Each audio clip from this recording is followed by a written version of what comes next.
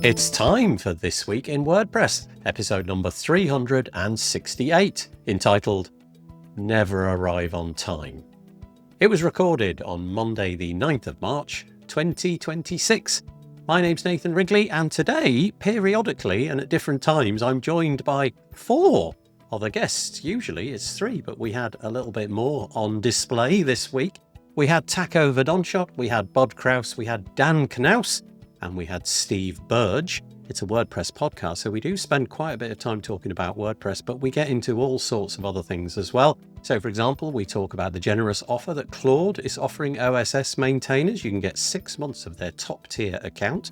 We also talk about speed on your WordPress website. We talk about the things dropping in WordPress 7.0 and Gutenberg 22.6, and that really does dominate the conversation, and we're pretty impressed by all of the things going on. We talk about the fact that there are now plugins being featured in the WordPress.org repo and the effect that that may have on the, well, sale is the wrong word, but the reach and discoverability of those particular plugins. We talk about the fact that Joost Volk and Karim Marucci have stepped away from the FAIR project. And then we get into my tiny new phone and how neural networks made of literal human neurons are playing, wait for it, Doom. It's all coming up next on This Week in WordPress. This episode of the WP Builds podcast is brought to you by GoDaddy Pro, the home of managed WordPress hosting that includes free domain, SSL, and 24/7 support. Bundle that with the Hub by GoDaddy Pro to unlock more free benefits to manage multiple sites in one place, invoice clients, and get 30% off new purchases. Find out more at go.me/WP Builds. Oh, that's the wrong view. Let's take that away. Hello. Is it always never begins smoothly? Never. Hello. Good morning, good afternoon, good evening, whatever the time of day is, wherever you are, in whatever part of the world you're in. This is episode number 368 of This Week in WordPress. That 2-minute music that we have just then, sometimes that seems to take a literal hour. Like, it's the most tedious, annoying piece of music ever. And sometimes I almost fell asleep. Oh, good Lord, will you just get on with it? That one, for some reason, took about 4 seconds. That was so weird. You ever get that, where like the same thing that you do day in, day out suddenly is like there's a time shift going on? Very, very strange. We're going to be joined by maybe a couple more people than we've got on the screen at the moment. It remains to be seen, but there's a very high chance that some people who are currently in meetings and things like that will be joining us. And if they do, we'll just drop them in. But for now, I will welcome the guests that have made it at the allotted time. And I'll start right over there. I'll start with Bud. How you doing, Bud? Bud Kraus, how's it going? Okay, Nathan, how are you? I wanted to say, in that green room music that you referred to, I almost fell asleep. I mean, it was so dramatic. It's so bad. You were going to catch me taking a nap here. Yeah. So Bud's joining us, and I'm thankful that we can get all the tech gremlins worked out. I'm very appreciative of you showing up a little bit before and working all the bits and pieces out. I'll just do Bud's quick bio because it is quite a quick one. Sorry. But that's good. I like it. Bud says, again, I got to do this again. Yeah, sorry. Bud Kraus creates WordPress content for WordPress businesses and is the host of the this is great. I love this. Host of the wildly popular podcast, Seriously Pod. I'm going to add a little bit. It's way better than any other WordPress podcast out there. Go listen. You're right. Yeah, that's so good. So there he is, Bud, joining us from the. I forget whereabouts you are in the US. Well, I moved recently to Somerville, New Jersey, from Did you? Nutley, New Jersey. So I'm an hour south of where I was. Okay. Yeah. Oh, was there a reason for the move? You just can't. Yeah, because we have children and grandchildren that live in this general area, so my wife wanted to be with them. Oh, that's lovely. What a good reason to move. Loving it. Yeah. Okay, and we're also joined by Steve Burge, who's there. Hello, Steve. Hey. Nice to have you with us. Steve's joining us. I'm going to say Florida, and actually Bud said where it was in Florida, and I've now forgotten, and I know it begins with an S, but I've forgotten where. Sarasota. I'm on the non-sharky side. Is that the Panhandle side, right? Yes. Okay. The Gulf of Mexico / Gulf of America, Mexico. depending on your political beliefs. Very, very nice. Yeah. Oh, lovely. Yeah. Less alligators over on that side of things. Steve Burge has been on this show many, many times before, and you may know him, but if you don't, he is the founder of Publish Press, which is a suite of plugins which enable you to do tons more in your WordPress block editor than you would ever imagine, especially around the sort of whole editing workflows. You've got teams and things like that. It's definitely worth a look. Publish Press. Go Google it. And the bio goes as follows. I've spent more on books than AI so far in 2026. I know that needs to change, and I'm not an AI hater, but my brain already feels somewhat fried by the internet. You know what? I think we all need to wear the AI hater badge with pride. I'm starting to think it's not the best thing that we kind of as a species invented. So yeah, that's our panel thus far. I've got Taco Verdonschot is joining us. I can see that he's in the studio now, but it looks like he hasn't been able to enable his camera. So Taco, I don't know if you want to. And as I say that, things seem to be changing. I'll drop you in, Taco. Just leave him there. Yeah. Oh, roasting. Well, just I love him. Let's put him on the screen and see if he comes. So Taco apparently is a diagonal black line. If it's not working, Taco, go in, refresh the Chrome. Just the actual Chrome browser seems to have the least problems. So you want to try that, you may already be in that, and just make sure you got permissions set. But actually, you know what? I'll introduce Taco. Oh, there he is. It's randomly pick that camera. Yes.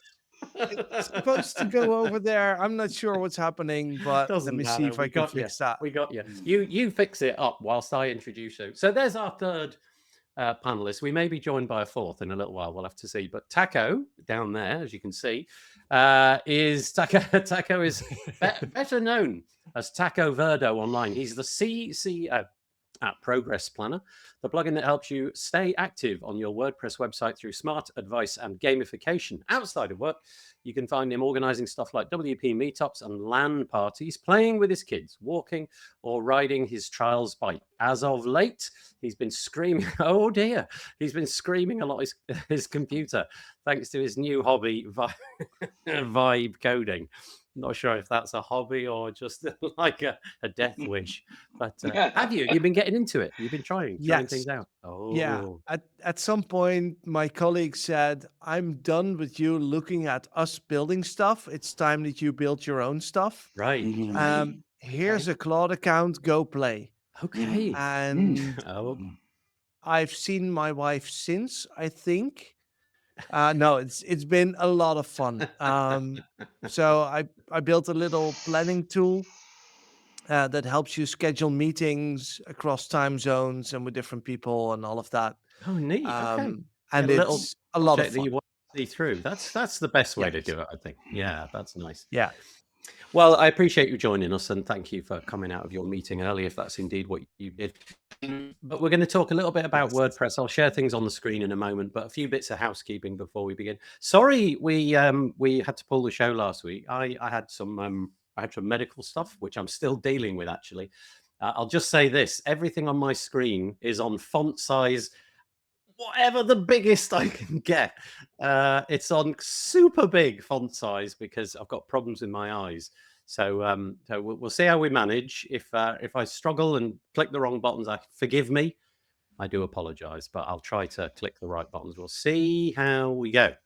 Welcome to my world. I was going to say, but I didn't want to drop that in. But it's okay. We'll talk about it later. Yeah. I have a full and different appreciation now of visual impairment. I've got to tread carefully around this because I've got this feeling that whatever I'm going through is a slow but inexorable, improvable thing. In other words, it will probably return to what it once was. Right. But for this period of time, I'm struggling with all the usual things, and it was a moment in time. It happened, 1 hour after this thing. I was unable to use the internet, and it's been It's been interesting. Let's put it that way. Yeah, really, really interesting.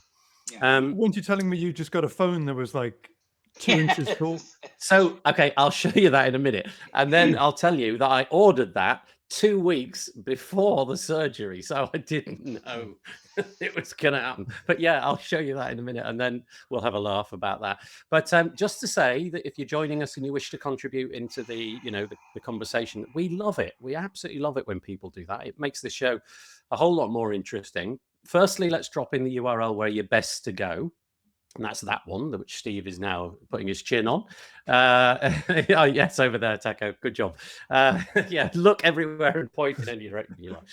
It's wpbuilds.com/live. If you go there, then you've got a couple of choices for comments. There's a Google, like YouTube comment box, which is separate from the video.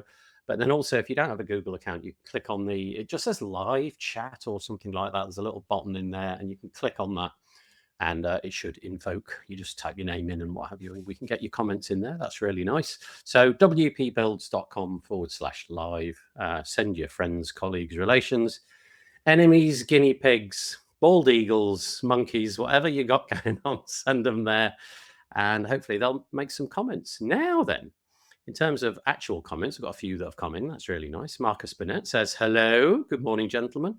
Can't wait to see how this goes.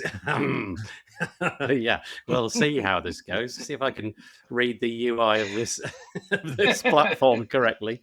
So far, so good. Do you know what? It's by muscle memory alone. I know that red button in the top corner is the one I had to click to go live, but I can't see the text. So it was a bit of a gamble when I actually clicked go live. This one, good morning. I feel like I should be there. Oh, you should, Michelle. Next time. Yes. If you want. And then Patricia, hello. Nice people. She said that's really, really good. Yeah. I mean, especially given yesterday was International Women's Day. True. Having an all-male panel. Okay, I'm sorry. Yes. Oh, yeah. Oh, dear. Yeah, that's... Oh, what can I say? I blame the booking system. That's the thing. Okay, let's put on the screen what we're going to be talking about. So, as always, it's a WordPress podcast, so we're going to be talking a lot about WordPress. The first thing to mention is just a few bits of housekeeping. Just trying to keep the lights on over here. WP Builds is the website that we've got. If you want to put your email address into this little form, we'll send you 2 emails a week. The first one will be tomorrow, actually, when we wrap this thing up as a podcast episode. Most of the time, this content is consumed via audio.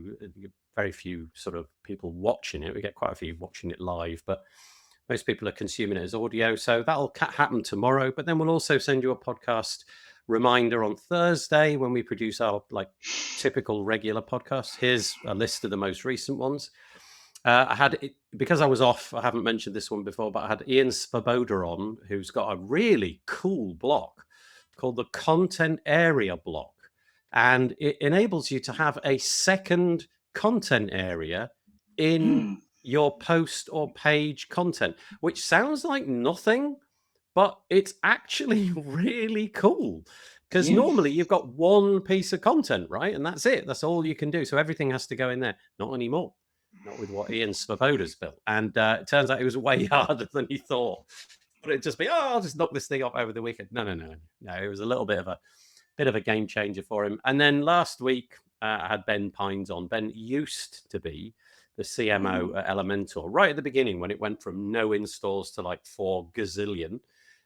Ben was the CMO over there, and now he's moved on. He's now doing his own sort of freelance services, offering marketing services.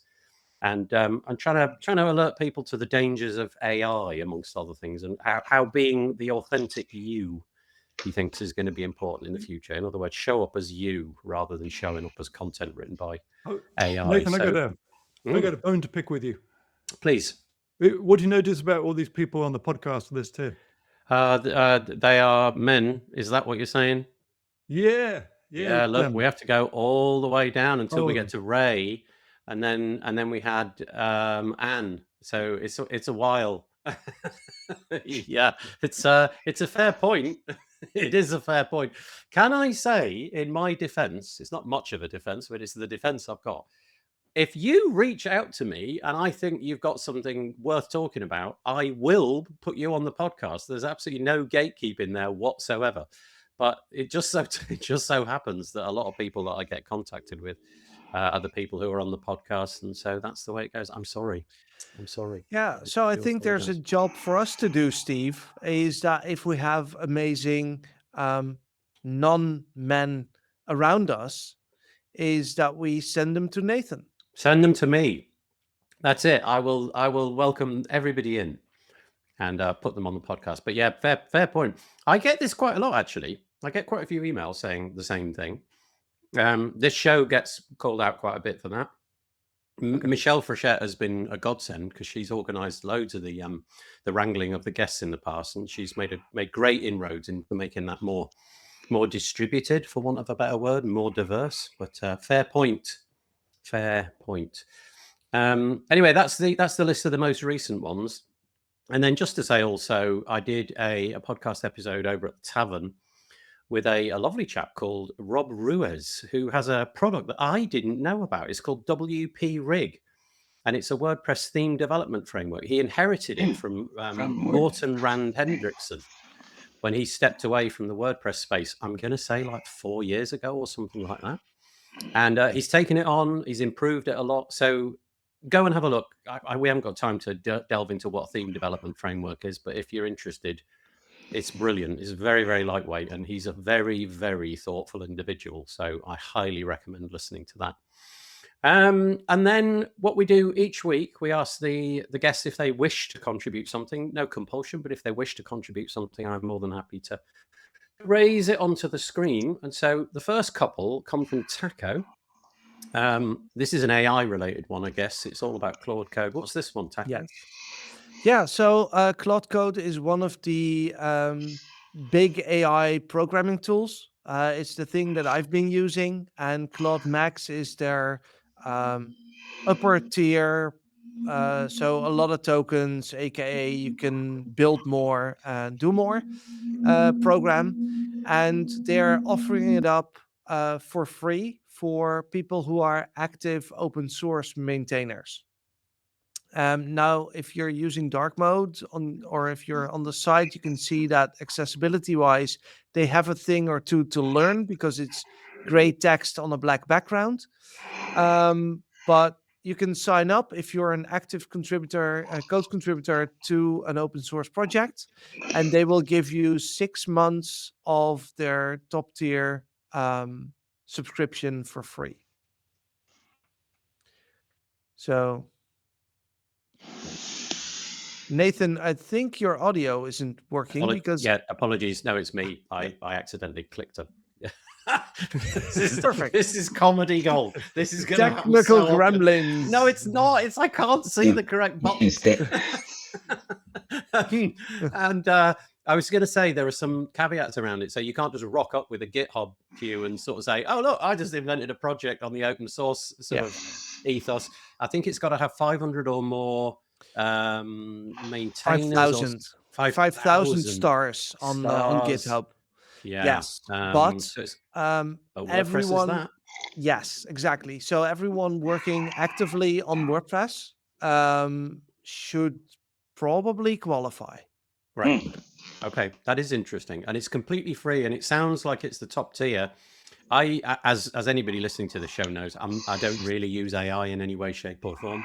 But my understanding from all the people out there is everybody's talking about Claude as the most credible offering out there at the minute. So, yeah, amazing. I would say it changes by the week, but they're definitely in the top 3. Yeah. Okay. Yes. Right. Okay. Well, certainly worth looking at. A nice 6-month boost to your productivity on the AI side of things. Claude, just to let you know, we can hear a lot of your breathing. I don't know if it's just me, but maybe I should just stop breathing. Okay. Yeah, but if you wouldn't mind, we're only 90 minutes, Bod, for goodness. That was my contribution to your show. Breathing. It's fine. I'm so sorry. It's totally fine now. It's just that you'd leaned right into your mic, I think. All right, we were enjoying the full depth of your breathing. I'm sorry. Just cut it out in the editing room. Okay. Yeah, we'll do. Okay, so that's the first one, and the second one, again from Taco, is this one, Jono Alderson. Yes. Formerly of Yoast, I think, but no longer with Yoast. Yeah. Yeah. and I consider him a very good friend, and he has sensible things to say about the web. He's probably the most technical SEO out there, insanely smart, and he wrote a piece about how building a fast website should be, well, is the first thing that you should think of when you're building a website nowadays. Yeah. And he's calling it is the first competency test. So if you can build a fast website, you can build a website. It's basically what he's saying, but then in a very, I'd say, well-written article, definitely worth a read. And Yeah. if I you are a am. developer or employ developers, make sure they read them too. I was lucky enough to catch Jono at WordCamp Whitley Bay probably about 2 years ago now, and Jono adopts this in all aspects of his life. I think speed is like something which Jono is good at in everything. He speaks at a pace as well, doesn't he? It's quite fast. interesting. Yeah, but Yes. man, he was really interesting. Like, when you just are engaged by somebody, even if the content, because I confess the content wasn't exactly me, it was more sort of SEO related. So I was sort of tuning in a bit, in and out a little bit. But he's one of those people, like comedians or something, they get on the stage and they begin and you're like, whoa, oh, he's an interesting guy. And I was captivated by his delivery. Yeah. So he's a little bit of a hero to me as well, and that is because every presentation that he gives is so well prepared. Yeah, nice. It's hundreds of hours of work going into a half an hour, 45 minutes presentation. Wow. And I think that he showed on several occasions that this is the bar that we should be hitting at WordCamps, and we're still not. Okay.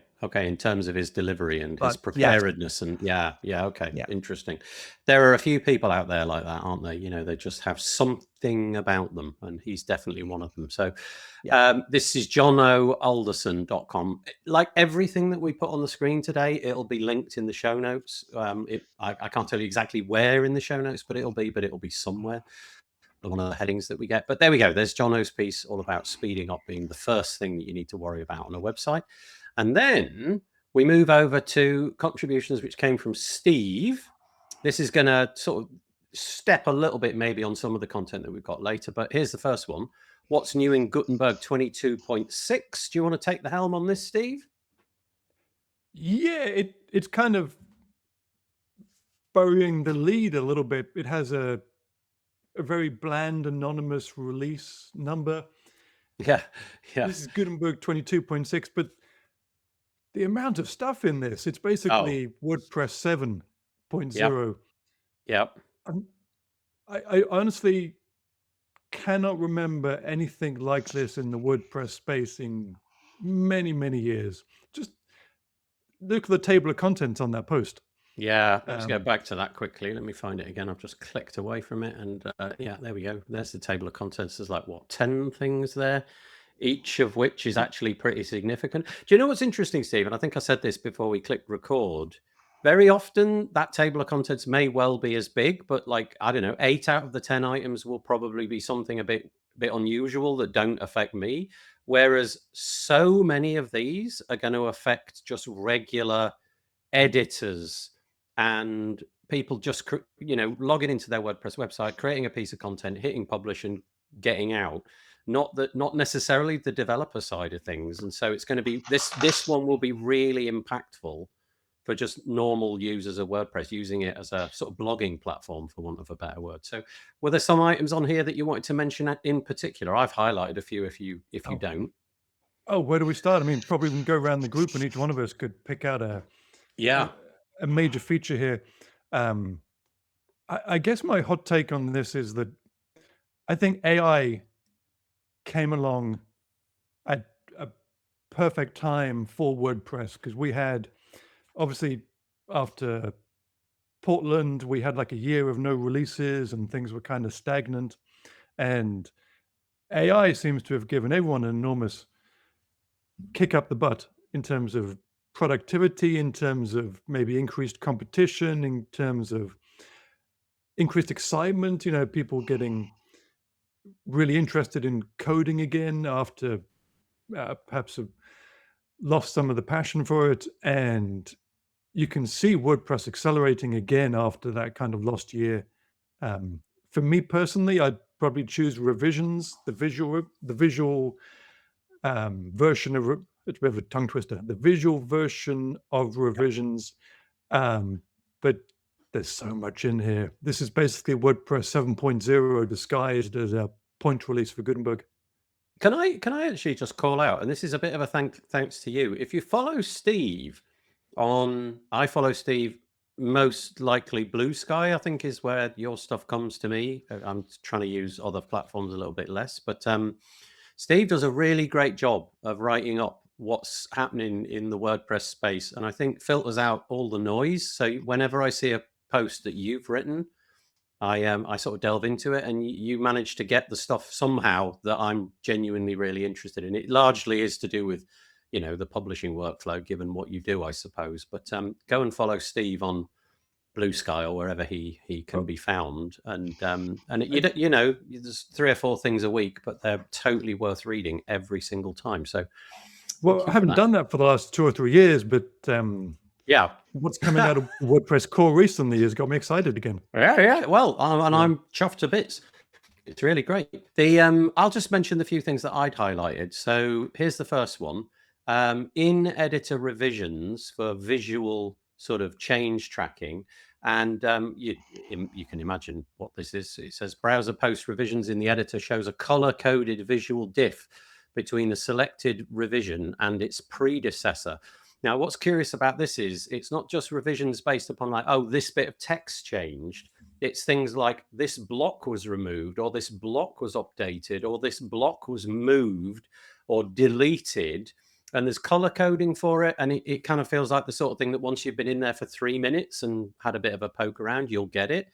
And it largely, you're sort of on the lookout for sort of either green or red bits poking into the UI. It's very hard to see on this post, actually, but you can see there's sort of a hint of maybe here something changed, and you can see there's a little border around this image, which is green. So something about that changed. The icon block is you've now got an icon block, and there's a curated library. I don't think you can use your own SVGs, but there's a curated library that you can use. There's a navigation overlay coming, which I think is based off the Ollie menu. I think it's called the Ollie menu navigation plugin. And I've used it and I really like it. It basically, you create the navigation that you want inside of Gutenberg, and then you assign it to the hamburger icon or something. And then from that moment on, when somebody presses that icon, this overlay comes up, and it doesn't have to look like an overlay. It could just almost look like a fresh page, or, the UI's been taken over. So that's really cool. Client-side media processing, meaning that you upload a PNG, but you want to make it smaller. It's all done by the browser now, as opposed to going to some server and dealing with it and then sending it back, which is really great. And obviously real-time collaboration, which is something that Steve's very keen on learning about. The gallery, if you use the WordPress regular gallery, it's feature poor, shall we say. But now you can navigate with it. Now you can go left and right and things like that, which is quite nice. And that's where I ended. They were the highlights for me. So Taco or Bod, anything you want to say on that one? Yeah, I think some of these already made it in the 7.0 release, or all of them. I'm not entirely sure, but I saw some of it, and especially navigation overlays is something I'm looking for. It's really great. It's really, really lovely. I mean, it turns it into this visual design. You just design it somewhere with blocks, buttons, links, whatever you like, however you like, and then you just assign it, and it works. And a little ding dong in my ears tells me that we're going to be joined by our 5th guest. So let's, first of all, before we go anywhere else, let's just introduce Let's introduce Dan. Where's Dan? Dan's all the way over there. Woo! There's like two people. I've got to go through some people to get to Dan. How you doing, Dan? Good. How are y'all? Yeah, good. Nice that your tech setup works out of the box, which is it was really troubled great this morning. Yeah, don't worry. I'm really pleased that you can make it. I'll just interrupt the program to give Dan his bio. He was on a couple of weeks ago, but we'll do it again. Excuse me, I'm eating raisins. When Dan Knauss is not wasting ministry time and paper, he is likely practicing heating engineering without a license, tampering with supply dots, and recklessly creating suspicion in the greater public. Nothing to do with WordPress there. Absolutely. No. Just open source hacking. Yeah. Well, we appreciate you dropping in. I know that you had sort of overlapping things that you needed to get on with. I'm very grateful for you coming on. That's brilliant. Thanks.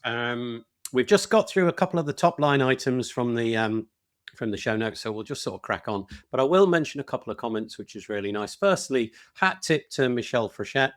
She was saying that she did a 7-hour live stream with women from all over the world yesterday for the Underrepresented in Tech project that she's involved in, and said it was amazing.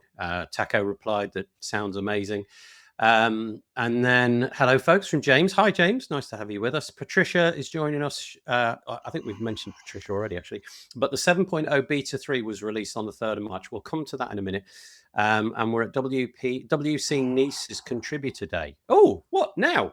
That where you are now? That's great. So I think were last weekend. Or last week. I was going to say, stick it on the big screen. Go to the main stage and put this on. See how that goes down. And she says, and it was wonderful to do it with JB Aldress, who's a core committer in person. Oh, that's lovely. That's really nice. Did I record a nice show for WC Nice? No, I didn't.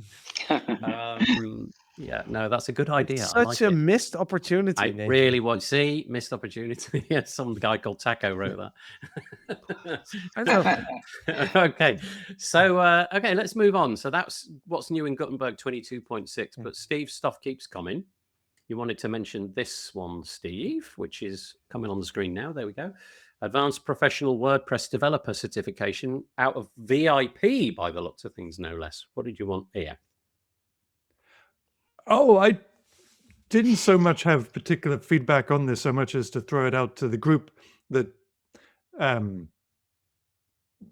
Automattic seems to be moving towards some kind of official certification. And I know this can be controversial. We went through this.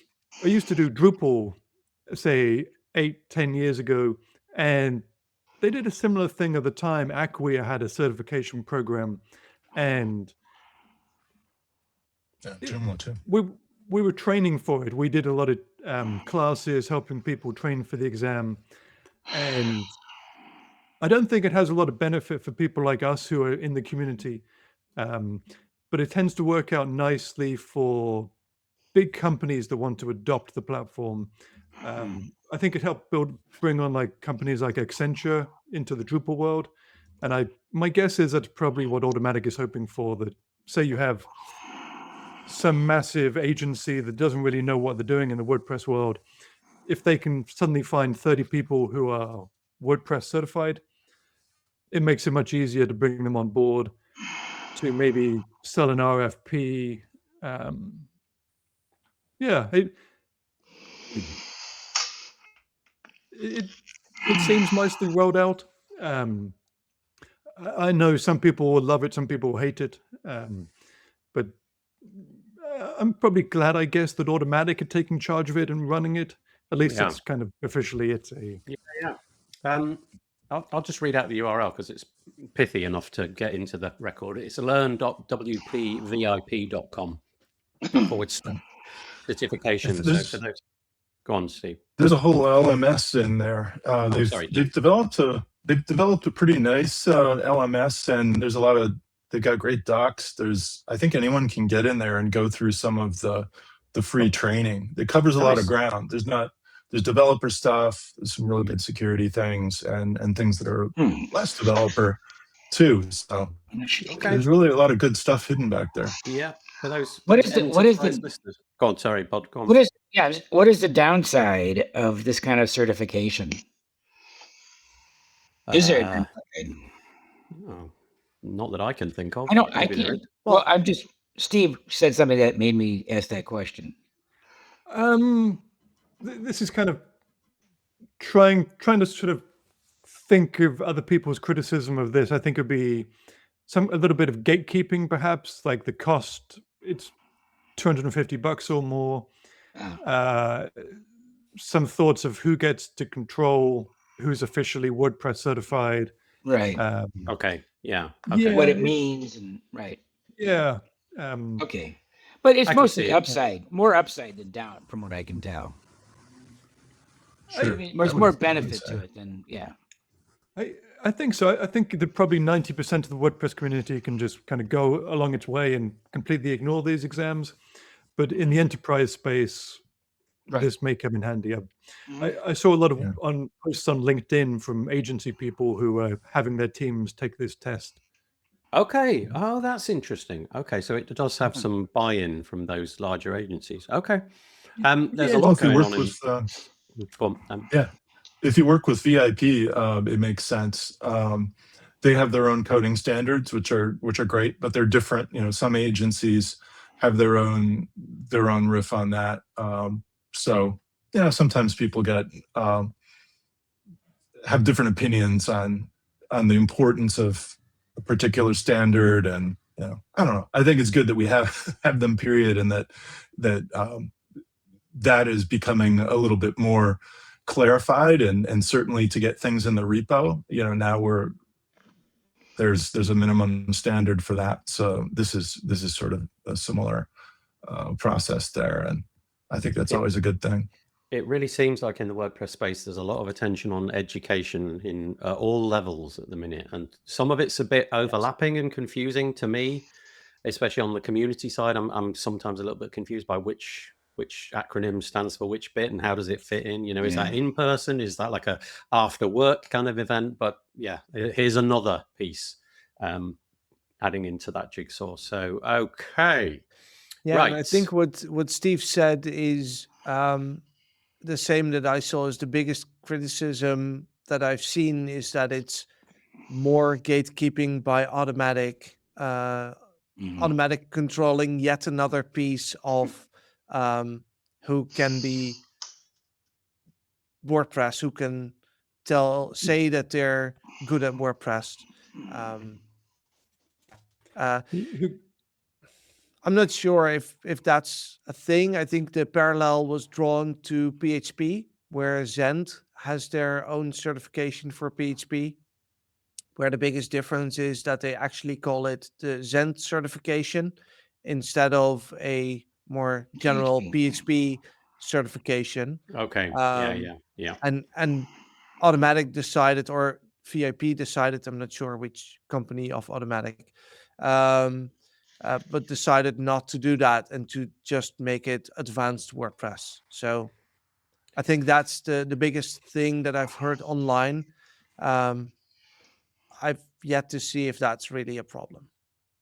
Does you've encountered that little bit of pushback against those kind of things, then the naming of it and the fact that it it's obviously using that trademark in a way which presumably they're entitled to do, but obviously people are not entitled to use it in that way. So yeah, I can see why you would raise that. Yeah. Okay. I think there's some sensitivity around Matt drawing more power towards himself, given everything that's been going on for the last couple of years. So I think that's mainly the cause. If this had come out 4 or 5 years ago, I think response would have been overwhelmingly positive. Okay. I'll link to it again. I'll just pop it on the screen quickly. You can see the URL there if you're able to. It's learn.wpvip.com. You can go and check it out. And Steve, thank you for raising that. And there's one more which comes from Steve, I believe. This is so interesting. Like, this whole story is interesting to me. So I had Nick Hamsey on the podcast a little while ago. Nick is wild. Nick is such an interesting character. If you've ever met Nick, I mean, I've never met him. I've met him for an hour and a quarter or whatever whilst we recorded. But he is a out and out character. You know, he's really interesting, and he was playing with AI a lot and making a lot of projects. That's why we haven't had him on the podcast. But he did make the point that he's quite close with Matt. Matt Mullenweg. He's quite close with Matt, and it would appear that he's had a conversation with Matt saying, look, the WordPress.org repository is not servicing the community in a way that it might do.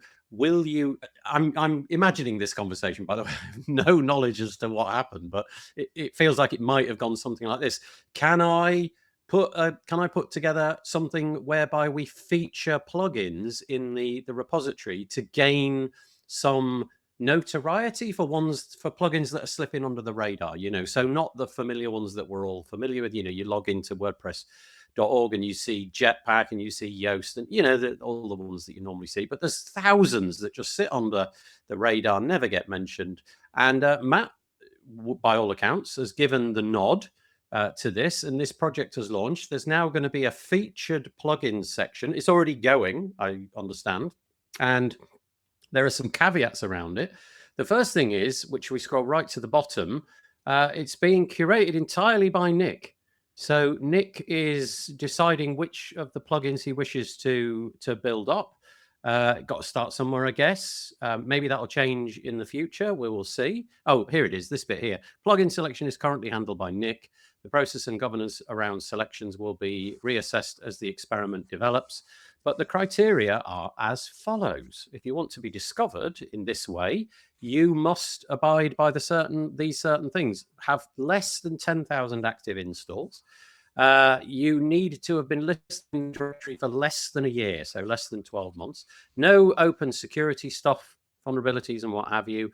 Compatible with the latest major release of WordPress, and to have been updated at some point within the last 6 months. Then you'll be sort of categorized in one of three ways: technical standards, ecosystem fit, developer engagement. That's another thing they're going to sort of push you through to figure out who's where. And then if you qualify and Nick picks you, then you'll get featured. Now, Ray at the repository, sign up for the repository, by the way, cracking newsletter. She did a bit of a deeper dive and talked to some people who have already been the recipients of this first round. And one of them, let me just pick out the one, see if I can find them. I thought I had them somewhere highlighted. Yeah, these are the ones that got the first nod. These are the ones that are going to go for the first 2 weeks. Ollie menu designer, Internet Archive, Wayback Machine, link fixer. Gosh, that's a mouthful. MailerPress, Gallery Burge, Gallery Block, Opt-in Craft, Block Responsive, Easy Tabs Block, and Make It Easy Slider. She then draws the conclusion that this is a cracking experiment because the Ollie menu designer seems to have had a big spike in their active install base, doubling basically. So maybe this is working. So, okay, first of all, do you think it's a neat idea? And second of all, well, I don't really have a second of all. That'll do. Let's go with that. Any thoughts on this? It seems very helpful that the guidelines are so clear. I think you might have to hit the back button to show the guidelines again, but let me go back. Yeah. So, there, these bits here. Yeah, under 10,000. So it's got to be an up and coming plugin. Less than 12 months old. Updated regularly. Bang, bang, bang. That should clear a lot of the noise around. I just joined the Slack channel while you were doing that. The Slack channel in the WordPress core, there's a featured plugin Slack channel. Yeah. And there's a few people in there suggesting, can you put my plugin on there? This is Nick's new life. Probably. But because the criteria are clear, and I think they're all block-based as well, from what I can see. Okay, I so think far, block-based. Is that coincidence, do you think, as opposed to anything else? I know that it's Nick's thing. I know that Nick enjoys playing with blocks, so it may be that there's a thing there. I'm not sure.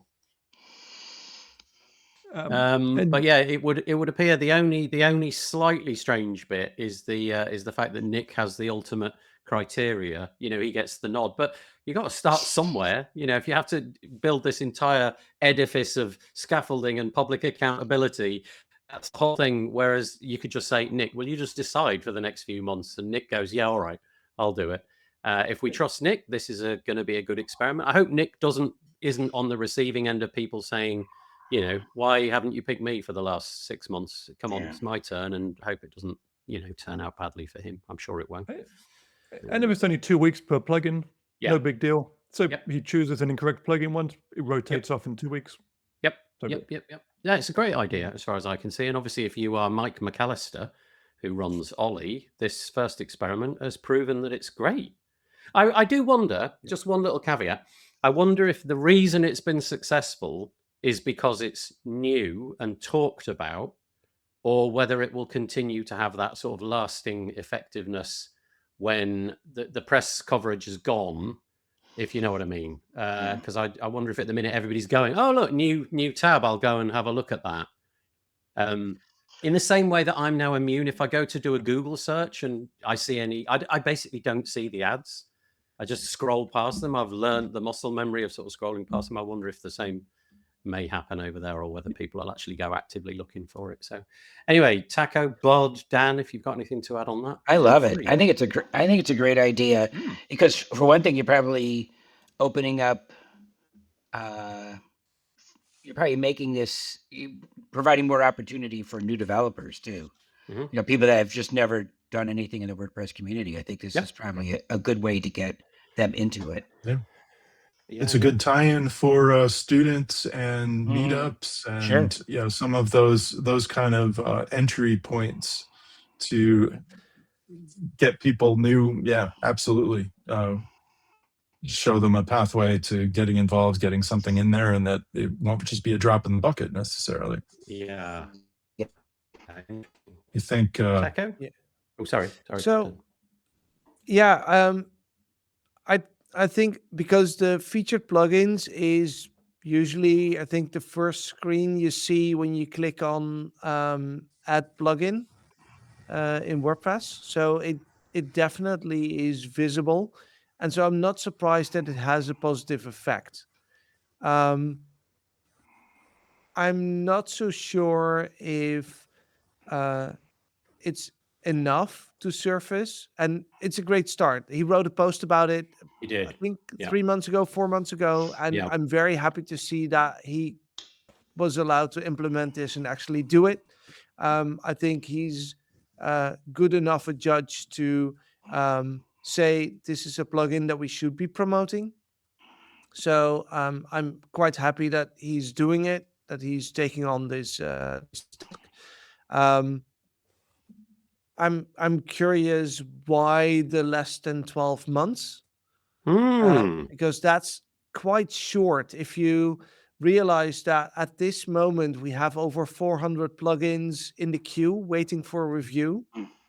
Now there's 8 or 10 plugins in the featured plugins, I think,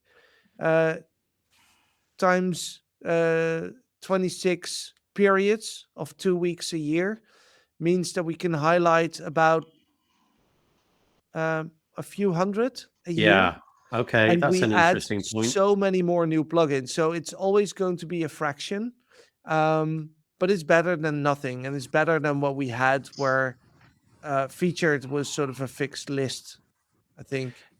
It'll be that's a really interesting point, like the calculus of how many. So I wonder if that number will go up, like, to 12 or 16 or something like that. But the also, it's just occurred to me that is quite a strange criteria, like under 12 months. Like, let's say, for example, I've got a really underwhelmingly installed plugin, but I know it's really credible, but I've been hacking away at it for the last 18 months.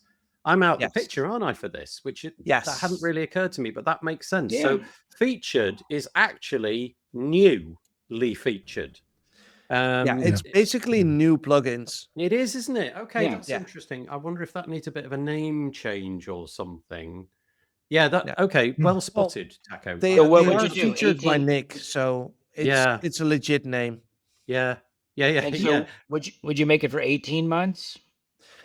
2 years? Do you know what? My gut reaction would Last be have major no release. limit. It's the install base really that's the point. It's the quality of it and the install base. If it's good, but the marketing has been poor, but it deserves attention, that's really the only criteria. It's like, if you can sort of detect that it doesn't have what it could have because maybe their marketing budget is minimal. Yeah. I don't think age matters, actually. That's... Yeah. Well, I think it would be nice if... Yeah. You want to make sure it's maintained. That's a good point. Important. Yeah. Go, Dan. You could do something like have them if there was a major release in the last year. But I'm thinking of the stuff I like to find surface more would be community plugins, the kind of that classification of there's not really a commercial model. Maybe it's like a really simple single-use thing. Maybe it's been around a long time and it's not, they're not adding like a whole kitchen sink level of features, but what's really deserving sometimes fits into that category. Or even more interesting is someone reviving an older code base. There's a lot of interesting opportunity now. Oh yes, to go back and bring something back or modernize someone's work that's maybe been abandoned or obsolete. So there's someone doing that. I think that's a really good project. There is. I'm actually supposed to meet him today. Yes, I know you're. Oh, good. I was just chatting with him. Yeah. Gerasimos. Oh, you too. Yes. There you go. That's nice. So I think reading the room, what we're saying is great idea. It'd be interesting to see where it goes.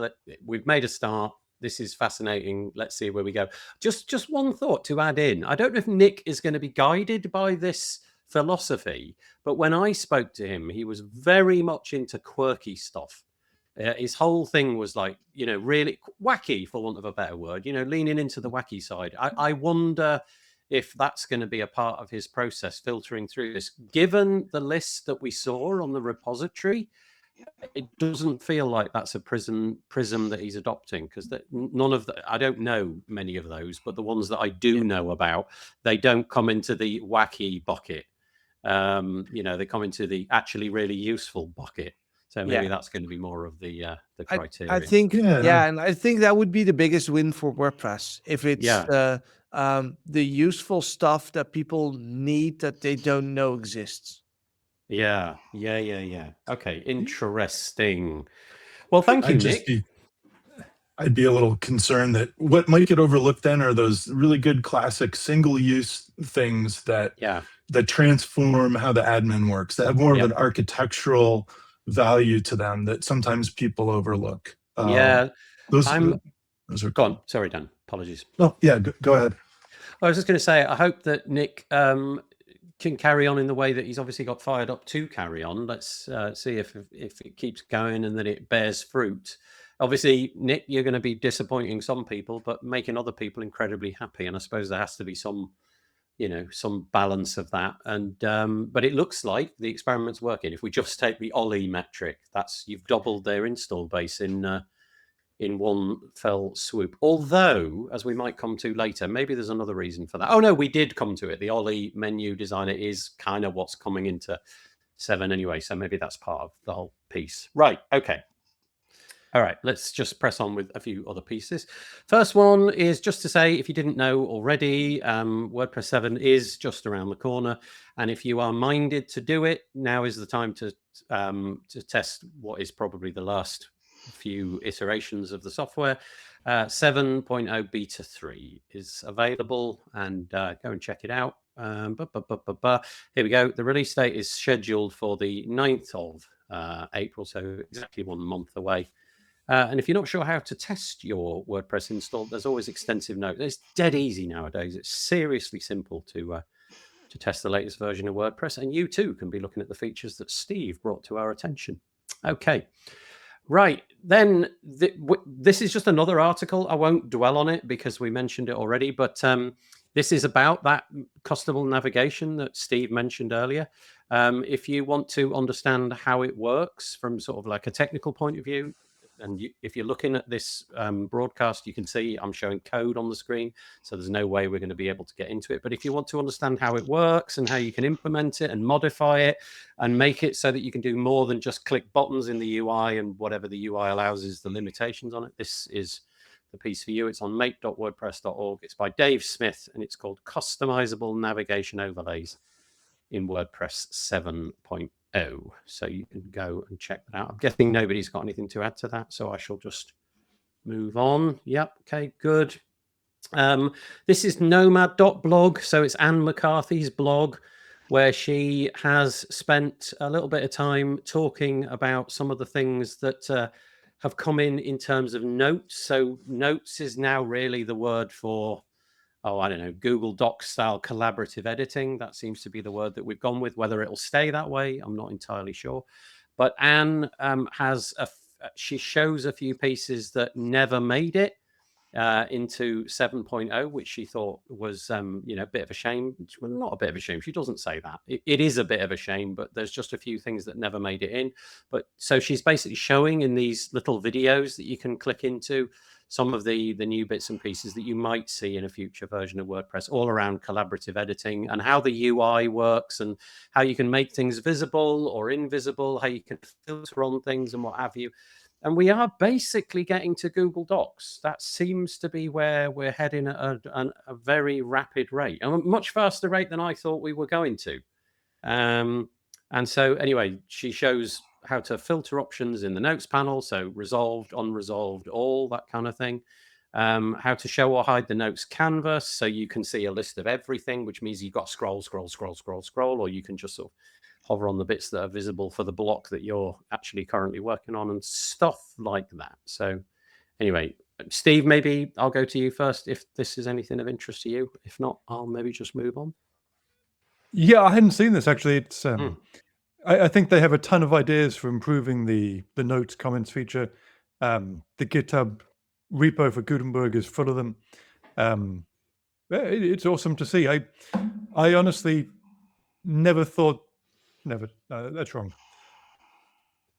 I've been following the real-time collaborative editing for probably 6 years now, and there were definitely a lot of points when I thought there was too much of a technical challenge to get it done, where you can run this stuff on like Bluehost. Edit that part out. Cheap hosting. Any host. Yeah, affordable hosting. Let's go with that. Yes, low cheap hosting. Under shared hosting is what I should say. It's just such an incredible technical challenge to provide collaborative editing on shared hosting, and I'm in awe of the fact that they seem to have got it done. What's kind of interesting that didn't really occur to me, because I'm very rarely in a Google Doc where more than one or two people will be contributing. So that little panel on the right-hand side, which, the little sidebar, for want of a better word, which consumes the comments, usually that never fills up more than the space available. But what this demonstration shows, because this obviously maybe Anna's deliberately just overfed it with comments, is what the heck happens when you've got like 8 collaborators each creating like 4 comments, how that UI suddenly becomes a dreadful mess, because you're no longer at the thing that you're looking at. You've uncollapsed all the comments. You've had to scroll right to the bottom, and suddenly the piece of content that you want it to be associated with is right out of the viewport. So it's just kind of figuring out ways to deal with things like that. Like, I don't know if you can see the screen here. We've got this little collapsed menu where it's 27 more replies, and you can click on it and open it up. You can actually invoke a little, if I go to this video here, I think it's this one, you can invoke a UI element, which kind of just, there we go, you enable all notes, and this little kind of overlay appears, and they're all just gathered in that one handy interface. It's just really nice. It's really well thought through, I think. If you're in there with multiple people, it will actually show your face kind of bobbing around on the note. So, if I'm editing a document with, say, Nathan and Bud and Taco and Dan, I can see like a little Nathan head on the line. Yep. And a little Taco head. The UI is very nicely done. It's definitely, it's leaning into a lot of the Gutenberg, the Google Doc stuff. And actually, if you go to the bottom, you can see right here that there's, they're referencing how Google does it in Google Docs. They've obviously got Google Docs as the sort of poster child of this kind of scenario, and they're aiming at it. I'm sorry, Bod, I interrupted. Yeah, I'm just going to ask a question, which is maybe, I don't know what it is, but I'm going to ask it anyway. And it's sort of being the skunk at the party, but how much of the world really needs this feature, this collaborative notes and real time and all that? Don't major agencies already have this kind of stuff worked into their systems? And I mean, I understand the why of this from the WordPress standpoint, but I'm just thinking, like, isn't this kind of late for the world? Yeah, I do know what you mean. Can I drop my penny's worth in? And that Please, is that's to what I'm say, asking. I can't in my WordPress setup, I don't suppose I'll ever use it because typically it's me going in. Sure. However, I think you can't have a modern interface without this stack in it if you're wanting to make the thing available to a modern audience. Like, my kids have grown up in it. I remember the first time I saw a Google Doc with somebody else's icon moving around. And I literally, like, this is how nerdy, I literally was like, whoa, I spat out liquid. That's the sort of level I was at. It was like, what the heck is going on? This is so unreal. That's the minimum amount that you have to have for my kids. It's like, what do you mean we can't both edit? What? Why not? Okay. So I think that's just like from the that cool, point of view, but that's the coolness factor. I mean, if somebody, I don't know what the percentage of like solopreneurs or singletons or whatever, like people like me, Nathan, others, that we really don't need the collaborative part of WordPress.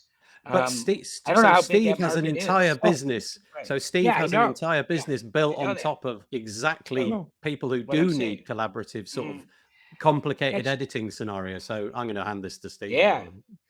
well, I'd admit that what we do is niche, and Dan, you've also worked in a company that sells a collaborative editing tool as well. Yeah, Right. honestly, Bud, I'd probably admit that it is somewhat not niche. I'm really struggling for words today. I'm trying not to offend someone. It's an enterprise feature, but this is better than Google Docs comments. Like, for people who do use it, there's this opens doors. And with AI more and more coming into the picture, how many people are really going to be the single author, single admin of a site when you bring in agents in there? Yeah. So this isn't just people. It's an audit trail of whatever user agent has gone in and done something. Okay, so can I do AI prompts with this? Not yet. I know, but it's not going to take long. Imagine. No. Yeah. Well, so what I would imagine is that you have something like a Grammarly or another tool that would check your writing, and instead of giving you some generic feedback at the bottom, it will tell you in this paragraph, this is what you need to change. And you can do that for text, for images, for, hey, you've used this image on 4 other pages. Are you aware? A little note. Stuff like that, I think. Sorry, Teco, in a breathtaking example of like getting ahead of what we're going to talk about, here is Jeffrey Paul's article from this week with exactly the feature you've just described. So this is the AI experiments 0.4.0. So it's 5th of March, a few days ago. That exact thing is there. Generate review notes. So you get the AI, and you just click a single button, and it goes through Grammarly style. If you want it to be the Grammarly style kind of thing, and it will paragraph by paragraph give you improvements, and it will do it in the notes UI. So I should probably run this video forward. So I'll just go towards the end here. Basically, what happens in this video is he's dropped in a load of, let's call it lorem text, and then he's gone to the menu and he's clicked generate review notes and click the button. And then you wait a little while. Most of this video is actually just waiting for the little progress bar to update itself. And then right towards the end, it says there are 3 suggestions added. So it's for the whole article, it suggested 3 things. And then you can see it's put them. I've just gone past that bit in the video. There they are. They've dropped inside the Notes UI. Very and cool. It says grammar. Yeah. So we know this is a grammar-related piece of AI updating, but it could have been anything. It could have been rewrite required, or I don't know, change the.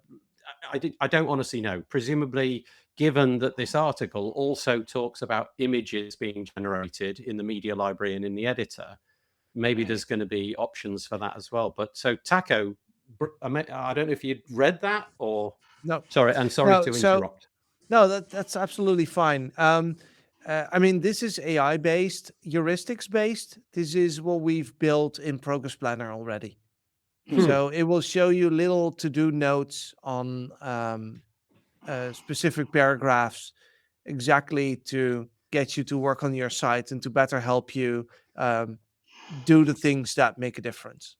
So what I missed, I'm sorry, Taco, but what I missed, and what I didn't understand was that this new feature is not just for humans collaboration, but it's for AI collaboration with a human.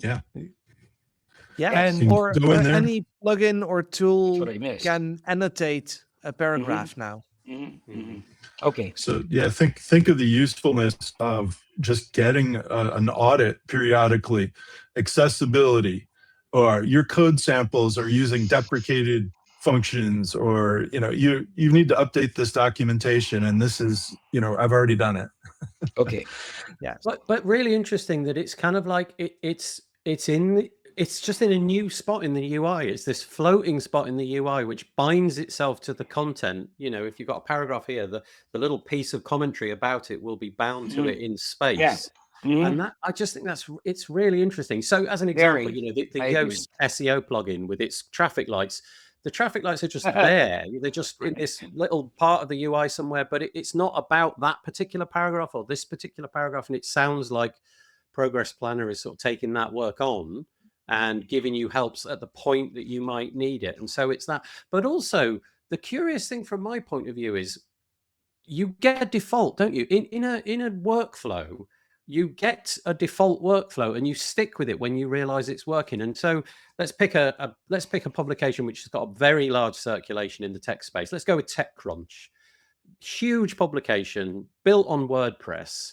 I imagine at the moment their editorial workflow is fairly clumsy and probably something along the lines of Google Docs. And then finally, once we've got that all perfectly tied off and we know that article is right, somebody's job is to copy and paste that in to the WordPress block editor and then finally, give it a once over and then click publish. I can see a publishing house like that fully adopting Gutenberg and cutting out the Google Docs style thing in a heartbeat once everybody's on board and that they realize it's shippable and it works, because then one tool is better than 2 tools.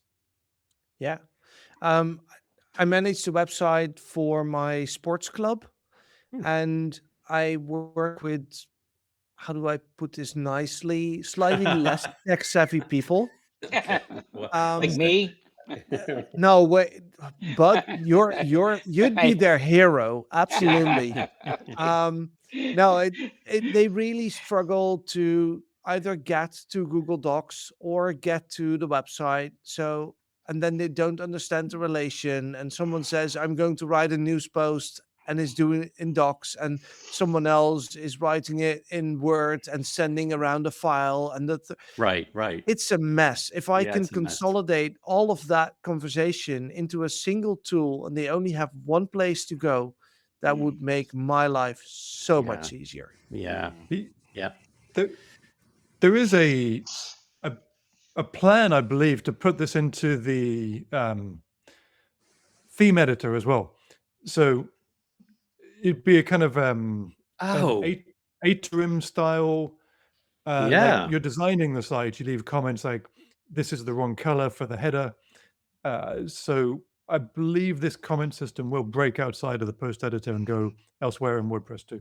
Okay, so not just for like semi-published, half-published, pre-published workflows, could be part of the design workflow of building out and the site That's editor. that's really interesting. That Okay, makes yeah, sense since everything is block editor, yeah. basically. Yeah. That makes sense. Yeah. Okay. Wow. Anyway, it's growing, it's getting robust, and there's certainly a lot to look at. As always, I will link in the show notes to both the pieces that I just showed, the Jeffrey Paul one and the Nomad blog on the Anne McCarthy one. But there's a lot to look at, and this collaborative editing thing is coming on at a much faster rip than I thought it was going to. Right. Okay. Couple of, actually 4, I think, pieces now coming from first one is on the repository website. I'm going to say like a year ago, maybe it was slightly more than a year ago. I can't exactly remember. The FAIR, so the Federated and Independent Repositories, that's the acronym, project was launched. In fact, look, are you there? Is that you, Tucker? Yes, that's me. You are in the thin picture on the repository site. The FAIR project was launched, and the idea was that it would be a swap out, a direct swap out for WordPress.org. You'd be able to install a plugin in your WordPress repository, and WordPress.org would no longer be, let's go with the word necessary. You could use a different repository built on top of AspirePress, if my understanding is correct.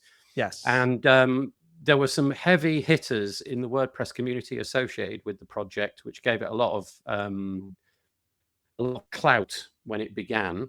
However, during the course of the last week, 2 of those heavy hitters have decided to step away. That would be the ones in question are Joost de Volk, the person, not the company, and Karim Marucci.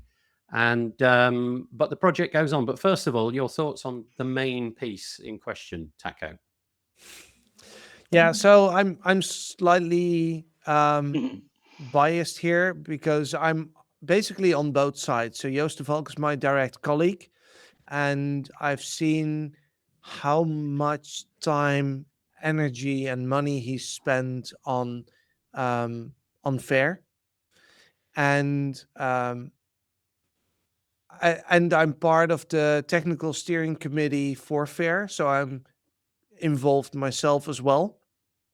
And it hurts to see that we have an ecosystem, a community that is so big, and where we see companies spend insane amount of money to sponsor WordCamps, and that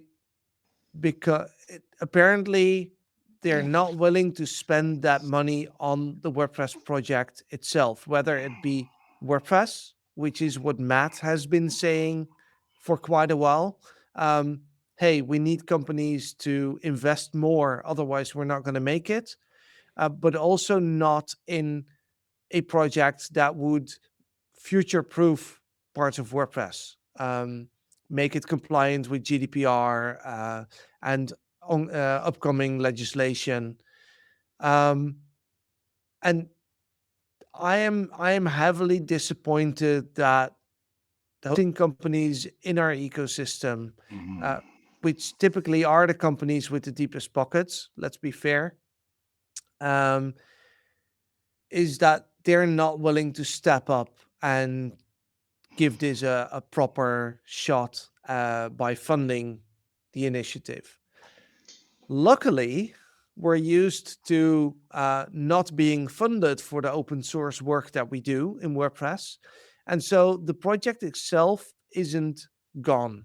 The technical project exists, stays around, but it's taking a little bit of a shift.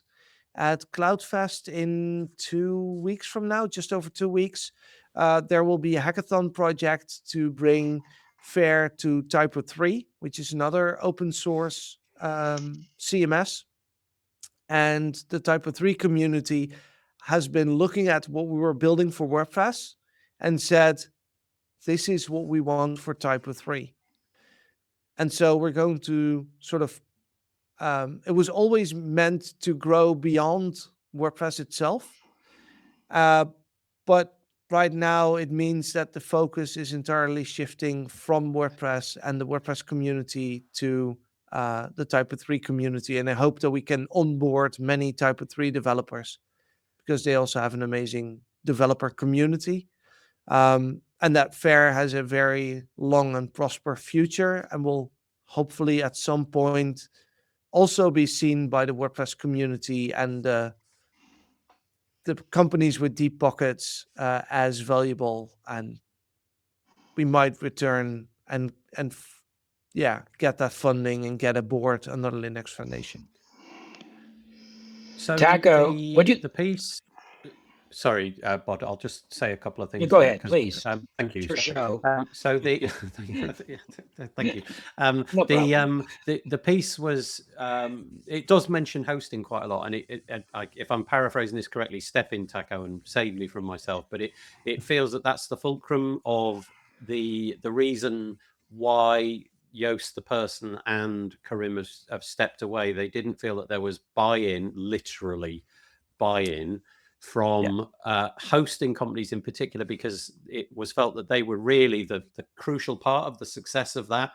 Because obviously, if let's say that there was a giant hosting company X, who has billions of dollars in revenue a year and all of that, if they were to put Fair in, that would obviously be a bit of a game changer, but that did not happen. So questions then, I suppose, from Karim and Joost about, well, why didn't that happen? What was the hold up? And then eventually, I guess, some degree of exasperation.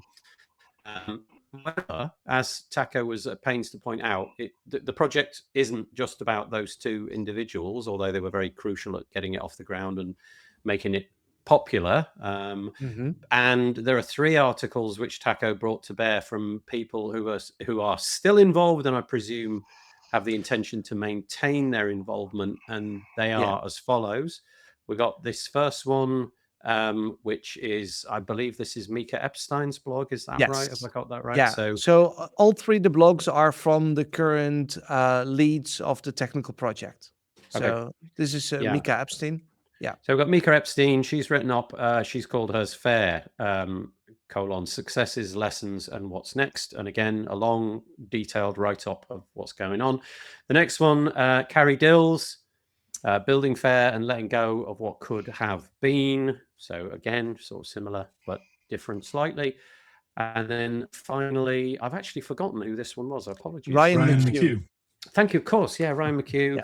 I guess you might label him as the chief technical architect of the project. I'm not sure if that's entirely true, but he's one of the technical masterminds. One of the technical people. Again, so there we go. So Ryan's shorter take on that piece. So all of those will be linked in the show notes if you want to go and have a read.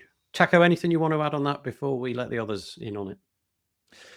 I just hope that at some point the WordPress community at large is going to realize that this is what's needed for the upcoming legislation in Europe, and that there might be more attention for Fair again.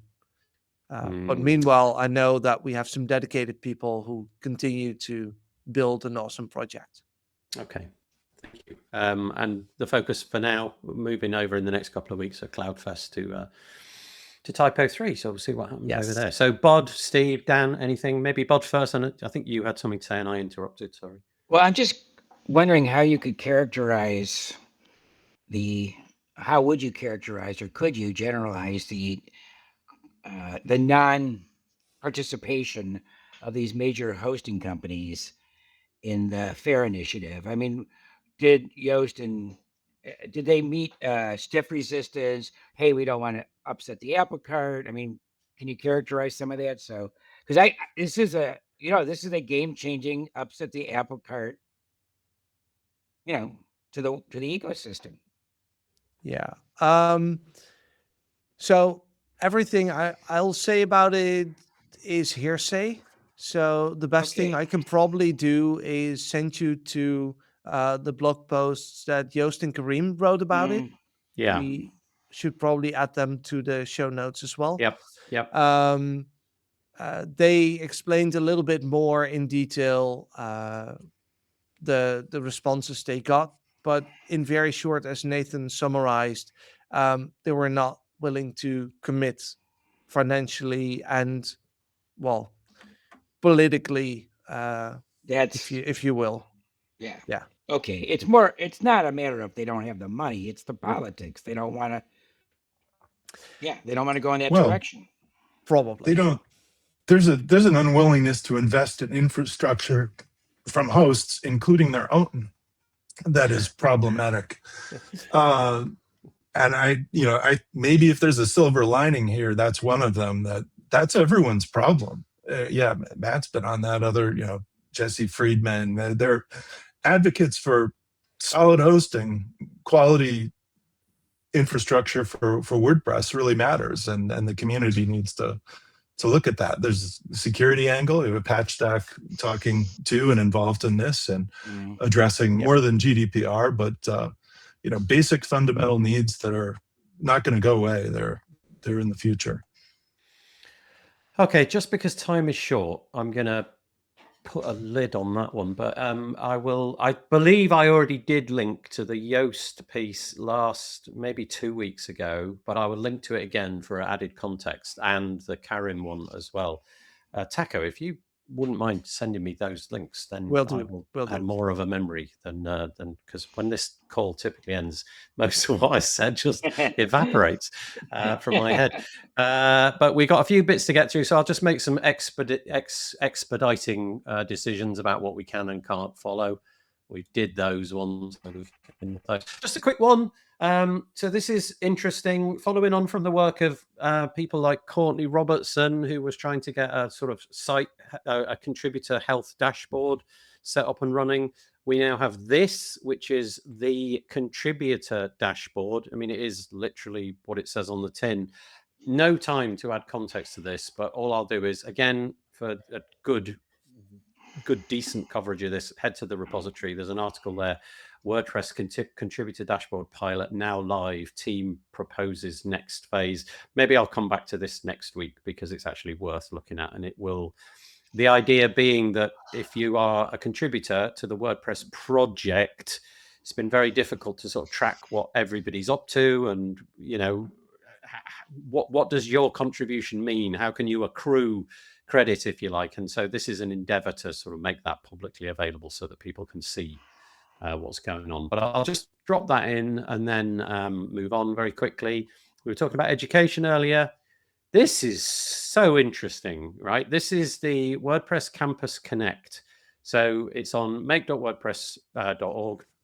The piece is called Bringing WordPress Campus Connect to Malaysia, a milestone for open source education at University Technology Malaysia. Apologies if I've mispronounced that. And it's by Naseem Mia, published on the 2nd of March. And we have mentioned on this show before what WordPress Campus Connect is, so I won't really dwell on that.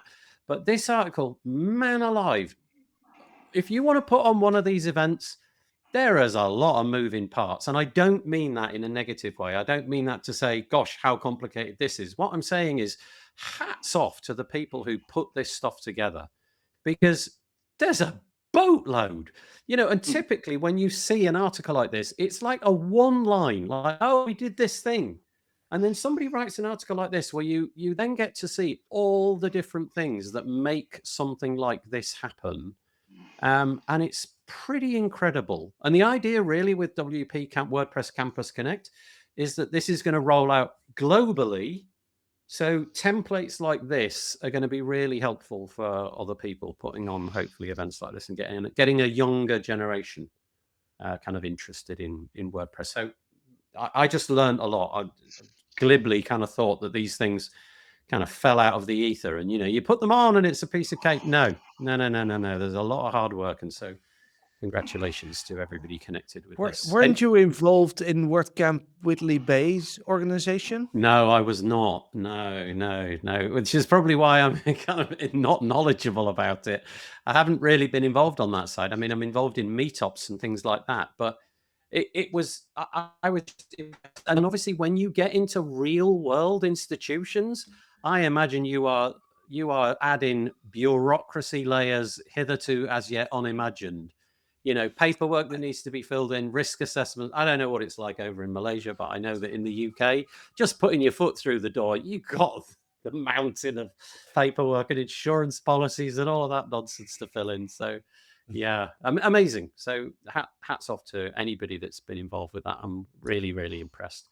Right, very, very quickly then. We've done that one. That's handy. We mentioned the article by Jeffrey Paul. We'll come back to that at the end. If you're a Divi user, I don't know how long you've waited for this, but it feels like it could have been like since 2004. I don't know when, but it's Divi 5. It's a thing. Divi 5 is finally here. It feels like people have been talking about this for a long time. It has finally been released. I have never used Divi. I'm not casting any aspersions. I just don't know anything about it. But I don't know how seismic this update is. But anyway, congratulations to the crowd over at Divi for getting it shipped. Yeah. Looks big. I think Divi 4 was 2019, so okay, it's a while. It's been a few years in the making. 7 years. And I think this beta release was like a full 12 months or something like that. So now either that speaks to their incredible finessing the details, or maybe it's just been a slow slog trying to update everything. But man, Divi is used a lot. There is a ton of people using Divi, and for some reason it never quite gets on my radar. I don't know why that is. Just that usage of it never quite connects. But when you see the data and you see the lines of the different building technologies in WordPress, Divi is always crazy high up on that list. So anyway, there you go. Go and install your website up to that. I'm not going to mention that quickly. Just 3 events to mention very, very quickly. If you still haven't decided about it, now's the time. Make your decision. WordCamp Asia is coming up very, very soon. April the 9th to April the 11th. I would like to go, but my visa was declined. I don't know why my visa was declined, but got an email the other day saying you're not allowed. For security risk. You're in good company, though. I've heard more European visa applications being declined. Yeah, well, mine was declined, and I've got to apply in a different way. Anyway, well, I'm sure I'll figure it out. But yeah, it was interesting. Let's just put it that way. So I'm going to have to figure that out. But I would like to go. But anyway, just to let you know, it's happening the 9th to the 11th of April, coming up soon. Also, Birgit Pauli put together a list of selected sessions, so I thought I'd mention that as well. You can tell I'm in a bit of a rush. Call for photographers. If you're heading to Krakow and you want to be a part of the photography team, they're looking for photographers right now. So if you like cables, apparently, then looks like this lot love a good cable. So many cables. Look at that. Then you are you rushing? Are you rushing to talk about the that Doom story? Or yes, about I want to get back to the Doom. I want to get back to the Doom story, exactly. Oh, and here we go for Dan, maybe. WordCamp Canada, shifting locations, going from where it has been to right on the other side of Canada. So it's moving to Vancouver.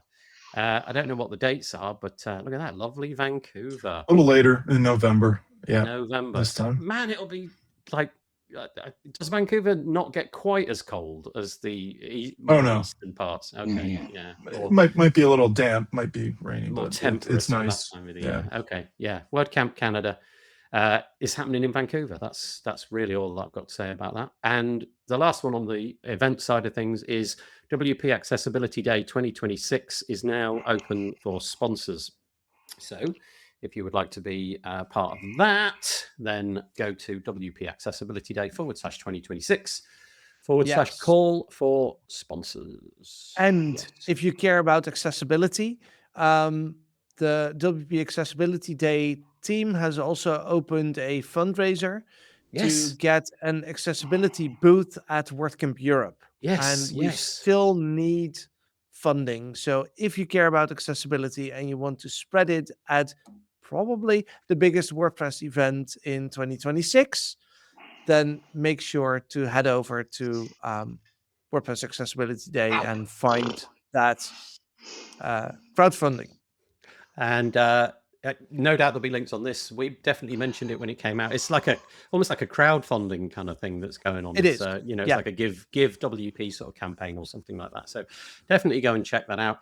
And we will end the shows. 2 things that I want to mention, but I've somehow managed to make all of my screens disappear. I'm hanging by a thread. Dan, I was saying at the beginning, I've had things going on with my eyes, and so just clicking the buttons is fun. So where is it? Right. Okay. Imagine the scenario whereby I've stopped sharing my screen, haven't I? I wonder how I did that. Let me put my screen back on quickly. You need it for this. Imagine a scenario where you get a load of brain cells, like actual brain cells, neurons, and you put them, you sort of take them out of a brain. Don't know how you do that, but you do. And then you put them in a Petri dish, and then you basically attach electrodes. You get really clever. You get some really clever, credible neuroscientists, and you want to make them into like a circuit, like a microchip. Well, what is the certified test for whether or not you've succeeded? Well, it might be, can it play Pong? Well, apparently it can. It did Pong like a whole year ago. It figured out Pong. So next step, Doom. So they've got literal neurons in a Petri dish playing Doom. Now, I've got to say, if you watch the video, the word playing is a little bit of a misnomer. They're not really playing Doom. But what they've done is they've managed to isolate so that when certain things happen on the screen, the neurons react in this certain way. Their technology kind of reads that reaction and then interprets that as a do this thing. So it could be move left, could be move right, could be fire the gun. But what the heck? There was another one. Did you see the one where the guy set up a system for his dog to vibe code? It's similar. That's insane. Apparently, literally insane. And all I can say is they all seem to be Australian. Every single person on every video seems to be an Australian. So, but I think that's where Cortical Labs is based. Cortical Labs, which is who are doing it. I mean, I make it sound like it's literally Petri dishes. It's not. It's when you watch the videos, it's this like highly secure, clever technology. They've obviously got the neurons in this some kind of substrate where they're attaching it. It doesn't look like a Petri dish, and then they drop that into some other device which looks like a little computer, and so it goes. But fact is, it's playing Doom, and it won't. I don't think it'll be too long before it's we'll be in trouble when they can. We'll be in trouble when they can podcast. If fast forward 5 years, it'll have Nathan, a Petri dish, a dog, and maybe Taco and Dan. At this point, you don't need. I'm not sure if you're comparing me to the Petri dish or the dog at this point. It's coming. But then you're the other. It's coming. A Petri dish will do all the things. Right. Okay. So that's insane. But I just want to. This is the last piece for today. I'm sorry, I'm keeping you all a bit longer than usual. But this is my new greatest thing. I love this more than I can say. You're going to think I'm an idiot. I think it's wonderful. That's a phone, right? There's a phone. Everybody knows what that looks like. I hate these things so badly. There's so much wrong with these things. So what you need? Yes, yours is missing glitter. No, what you need? No. It's got them there. But what you need is this. Oh, that's not a this phone, is my Nathan. new phone. That's a pager. It's not. It's a full-on Android 16 phone that's that big. The keyboard is impossible to use. The letters are just like this microscope. Let me see if I can put it on the screen and show you what the keyboard. Don't need a keyboard. There's the keyboard. Yeah. Can you see the keyboard at the bottom? It's probably out of focus, but there's my finger. Aren't you the one who just told us that you have problem with your site at the moment? So what can you do? Basically nothing. This is the goal. The whole goal is if it doesn't have big icons like the music app, you can't use it.